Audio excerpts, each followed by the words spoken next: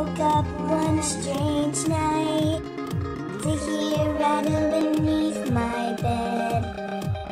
I stood up to investigate and found a leprechaun on my head.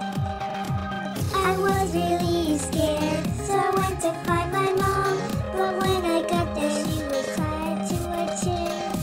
Then the leprechauns came in, they had an evil grin, then something clicked inside my mind.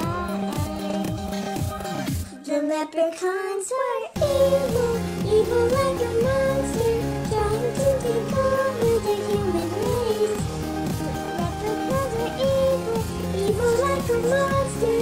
Once I killed them too, but never not. But leprechauns are evil, evil. Less good, no, they're not. Leprechauns are evil, evil like a monster. You should never trust one, 'cause you'll regret. Yeah.